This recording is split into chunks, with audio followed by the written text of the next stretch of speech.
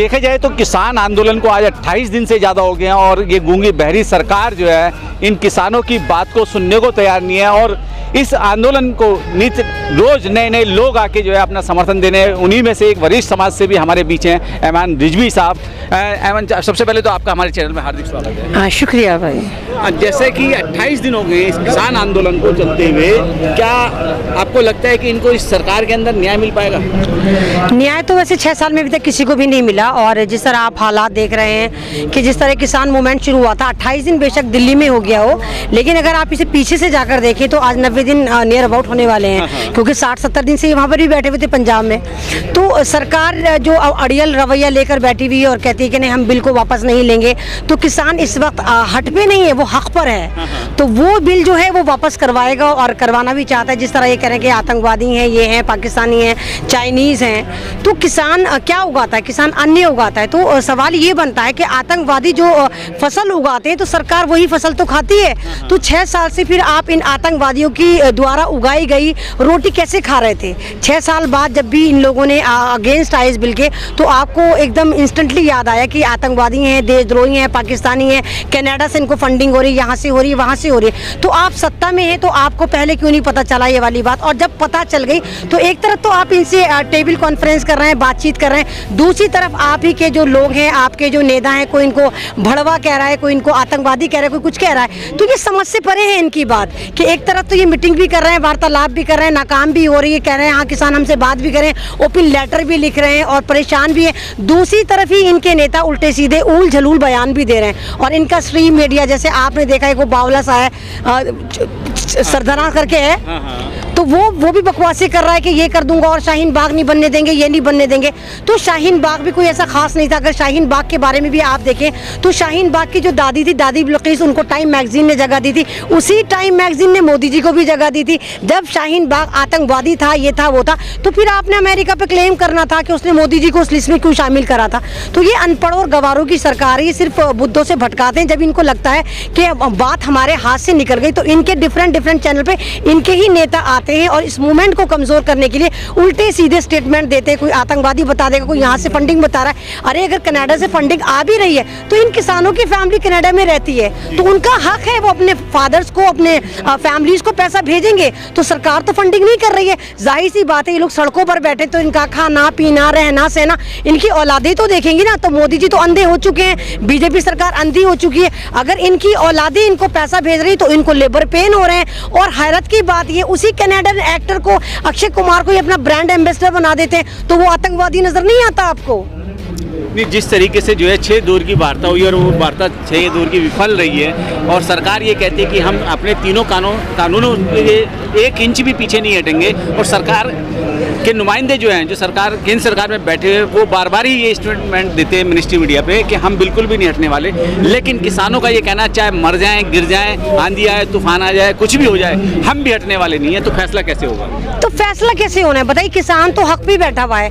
ये कह रहे हैं कुछ % किसान है। पीछे देखो, आप टीकरी बॉर्डर जाओ, आप गाजीपुर जाओ, आप बुरारी जाओ, आप नीचे गाजीपुर जाओ, आप राजस्थान जाओ, आप मायावती पार जाओ, इतने सारे किसान बैठे हुए। मोदी जी आपको क्यों नजर नहीं आता जिनको आप कह रहे किसान नहीं है? दूसरी बात है, किसान को समझ में आ गया, वो वापस जाएगा तब भी मरेगा, वो आगे आएगा तब भी मरेगा। तो ये लोग हक के लिए मरना चाहते हैं। अब कुछ नहीं बचा भारत में, एक रोटी बची, एक भारत माता बची है जिसको मेरा किसान बचाना चाहता है। और किसान का कोई मजहब नहीं होता, जैसे आग का, पानी का कोई मजहब नहीं होता, ऐसे किसानों का कोई मजहब नहीं होता। किसान किसान होता है जो अपने कार्य पे, अपने कर्तव्य पे पहचाना जाता है। किसान हिंदू मुसलमान नहीं होता। तो मुसलमान भी किसान है, सरदार भी किसान है, हिंदू भी किसान है, ईसाई भी किसान है। भारत जब कृषि प्रधान देश है तो यहाँ पर 80% लोग किसान हैं। तो ये सारे वो किसान है। ये आतंकवादी इनको कहकर इस मूवमेंट को गाली मत दे मोदी जी आप। और आप डरे हुए हैं, जब तो आप इनको उल्टा सीधा टैग करें। सरकार को पता है कि ये किसान हमें खा जाएंगे, ये सड़कों पर आ रहे हैं, हमें खा जाएंगे, इसलिए सरकार उल्टे सीधे स्टेटमेंट दे रही है। और किसान तो वापस नहीं जाएगा। किसान आपसे कुछ थोड़ी कह रहा है, वो आपसे सिंगल 1 रुपए का पानी का पाउच भी नहीं ले रहा। वो तो 6 महीने का राशन ऑलरेडी लेकर आया, आप थोड़ी ना उसको कुछ खिला रहे हो। तो किसान तो वापस नहीं जाएगा, 6 महीने का वो राशन लेकर बैठा हुआ है।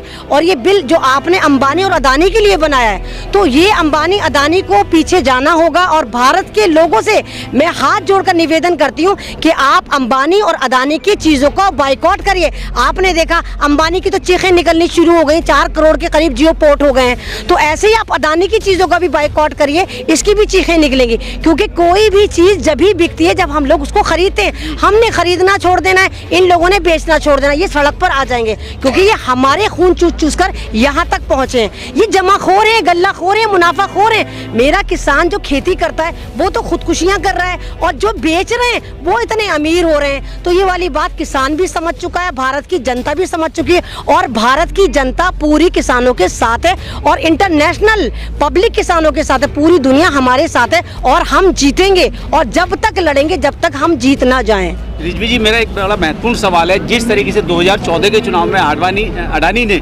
अपने हेलीकॉप्टर जो है मोदी जी को दिए, उसके नेताओं को दिए, इस तरीके से अंबानी जी ने अपने जो है हेलीकॉप्टर जो है प्रचार के लिए दिए, क्या वो उसी का एक तरीके से एक ब्याज वसूली कर रहे हैं या सरकार उनके कदमों में जा गिरी है? सरकार तो देखिए, अगर आप पीछे से सरकार को देखें तो बैकफुट में आरएसएस सरकार चला रही है। मोदी जी तो जब चुन के लाए थे तो भारत में पूरी रिसर्च करी गई थी कि कौन ऐसा बेगैरत आदमी है जिसके ऊपर का अपार्टमेंट भी खाली हो, दिल गुर्दे फेफड़े कुछ ना हो, फैमिली कुछ ना हो, जिसको पूरा भारत गाली देता रहे और वो मुस्कुरा के मॉडलिंग करता रहे। तो ऐसे मोदी जी मिले थे उनको। तो मोदी जी भी तो कोई फर्क नहीं पड़ना है, उनके ना बीवी है ना बच्चे क्या है। तो पीछे से सरकार तो अंबानी अडानी चला रहे हैं और इसका प्रमोशन मोदी जी ने जब ही कर दिया था जब वो गुजरात से दिल्ली आए थे उस अडानी के जहाज में।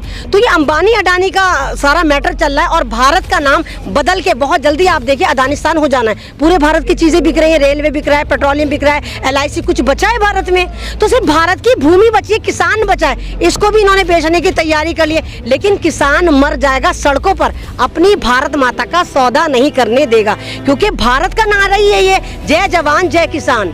तो जवान हमारा जो है वो सरहदों पे रखवाली कर रहा है, किसान हमारे भारत को पाल रहा है और ये जवान भी मेरे इन्हीं किसानों के बेटे हैं। तो मोदी जी आप ऐसा नहीं कर सकते, हम इस वाले भारत को अंबानिस्तान या अडानिस्तान नहीं बनाने देंगे। जिस तरीके से अडानी ने जो है लाखों हेक्टेयर जमीन खरीद के कई राज्यों में जो भाजपा शासित राज्य हैं, चाहे वो हरियाणा की बात करें या इसके अलावा और किसी राज्य की बात करें, उन्होंने अपने वेयर हाउस बना दिए करोड़ों टन माल स्टोर करने के लिए। तो क्या इस देश का जो अन्नदाता उसको सड़क पर लाने की पूरी साजिश है इस सरकार की? भाई देखिए, जो बनाए वेयर हाउस वो अभी तो नहीं बनाए होंगे, कम से कम 4 साल से वो तैयारी चल रही होगी। लेकिन ये हमारी गफलत है, हम ध्यान नहीं दे पाए कि यहाँ पर हो क्या रहा है, हमने सरकार पर नजर नहीं रखी। अब जब सरकार ने सारी चीजें बना ली, इवन स्पेशल रेल भी लगा दी वहां पर जाने के लिए, तो ये आप लूटने की तैयारी कर रहे हैं ना किसानों को कि किसानों का गल्ला खरीद रहे। आपको अगर बुखार चढ़ रहा है, बहरान चढ़ रहा है, तो आप MSP को मजबूत करिए, आप मंडियों को मजबूत करिए ना। ये क्या कि आप किसानों को कह रहे हैं कि नहीं भाई हम MSP भी नहीं देंगे। और जिस तरह आप देख रहे हैं भारत में अभी तक सन 47 के बाद मात्र 60 लाख किसानों को MSP का फायदा मिलता है। तो किसान कितने, कम से कम 100 करोड़ हैं। आपने 100 करोड़ों को तो देने से रहा MSP, उल्टा जो MSP लोगों के पास है, किसानों के पास है 60 लाख, उससे भी आप गड़क करने की तैयारी में और आप मंडियां कमजोर कर रहे हैं। तो किसान वापस नहीं जाएगा। अगर आपको मजबूत करना है, ये बिल भी वापस लेंगे और आप मंडियों को मजबूत करेंगे, MSP को मजबूत करेंगे। नहीं, जो किसानी के काम करने वाले हैं, जो इसके विशेषज्ञ हैं, वो लोग कहते हैं कि जैसे कि फसल का मौसम आता है तो उस समय पे ये सारी फसलें खरीद के अपने स्टोरों में स्टोर कर लेंगे और जब किसान के बेचने का नंबर आएगा तो उसको बाहर निकाल देंगे। तो जाहिर सी बात है, जो किसान दिन रात मेहनत गर्मी सर्दी बरसात में लग के जो है फसल पैदा करता है, उसको उसकी किसानी का पैसा नहीं मिल पाएगा इन पूंजीपतियों के कारण। तो क्या इस देश का किसान आने वाले समय में समृद्ध हो पाएगा? ऐसे नहीं हो पाएगा, अभी भी कहाँ हो पाया। अभी भी आप देखिए कि सारा का सारा स्टोर कर रहे हैं। अभी आपने देखिए बिहार के मेरे किसान भाई ने अपनी फसल पे ट्रैक्टर चला दिया, वो 1 रुपए किलो गोभी उसकी बिक रही थी, तो जबकि उसकी लागत इतनी नहीं आई थी। तो ये तो पहले से जमाखोरी चल रही है। आप अभी भी आलू को देखिए कि 40-50 रुपए किलो चल रहा है, प्याज 200 रुपए किलो ले गए, फिर 50 रुपए पे ला गए इन्होंने टेक दी और लोगों को लग रहा है हाय प्याज जो सस्ती हो गई। प्याज कोई सस्ती नहीं, प्याज का रेट इस मौसम में 10 रुपए किलो होता है। तो ये जमाखोरों को प्रमोट कर रहे हैं और इसी की तैयारी है। लेकिन किसान भी समझ चुका है, भारत की जनता भी समझ चुकी है, इसलिए भारत की तमाम जनता का समर्थन किसानों के साथ है। ये बिल वापस जाना चाहिए, नहीं जाएगा तो किसान तो बैठा हुआ है, आपने जो करना है कर लो। जिस तरीके से ये एक फर्जी वाली सरकार साबित होती है, चुनावों में जो है हिंदुओं को जो है बुर्का पहना के दिखाया जाता है वोट देते समय, या इसके अलावा अभी किसानों की भी बात की जाए तो यहाँ भी एक फर्जी वाला सामने निकल के आ रहा है। कुछ फर्जी लोगों को किसान बना के और जाके वो जो है नरेंद्र तोमर जी के पास में अपना समर्थन पत्र देते हैं। तो क्या ये चाल में कामयाब हो पाएंगे इसको लेके? ये तो ढोंगी है। अगर आप अभी देखेंगे पंजाब में बड़े बड़े इन्होंने पोस्टर लगाए जिसमें किसान को लगाया, वो एक्टर है पंजाब का, वो तो बैठा हुआ है सिंगू बॉर्डर पे अपनी फैमिली लेके पड़ा हुआ है, उससे बिना परमिशन से लेके पोस्टर लगा दी उन्होंने पंजाब में कि किसान कितना खुश है, उसने इन पे केस ठोक दिया तो उन्होंने जल्दी से वो डेटे हटाए। तो ये झूठों मक्कारों की सरकार है। जैसे इन्होंने 15 लाख का हमें आश्वासन दिया था, 15 लाख आया, ब्लैक मनी गई, क्या जीएसटी पे इन्होंने हमें जो कमजोर करा था कुछ वापस हुआ। तो ये सिर्फ ड्रामे करते हैं, सिर्फ ये रूल्स ऑफ रेगुलेशन बनाते हैं सिर्फ भारत को परेशान करने के लिए, ताकि आप परेशान होकर यहाँ के मेन मुद्दों पे उलझे रहें और ये पीछे से भारत को कमजोर करते रहें। आपका क्या मानना है? अभी आप आज इस आंदोलन में आप समर्थन देने आए हैं, आपका क्या मानना है, क्या ये सरकार बैकफुट पे आएगी या नहीं आएगी? देखिए, बैकफुट पे सरकार आएगी नहीं आएगी वो तो उसको पता होगा, लेकिन किसान भी वापस नहीं जाएंगे, क्योंकि किसान जब हल चलाता है तो वो आगे की तरफ चलाता है, पीछे की तरफ नहीं चलाता। तो किसान अब आगे की तरफ हल चलाता हुआ है तो किसान तो वापस नहीं जाएगा।